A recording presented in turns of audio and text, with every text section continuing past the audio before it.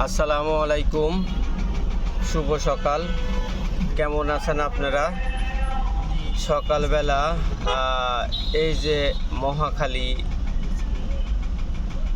Bus stand, দুই পাশেই প্রচুর জ্যাম গাড়ির। যে দেখেন কি অবস্থা, ওই যে অবস্থা, এই যে অবস্থা, একবারে গাড়ি, পুরা গাড়ি বলো। তো যাই হোক, আপনারা যারা মহাখালীর দিকে আসবেন, সাত রাস্তার দিকে আসবেন, বাংলা মোটরের দিকে যাবেন, সবাই অনেকটা সময় হাতে করে নিয়ে আসবেন, কারণ এই রোডটা পুরা জাম।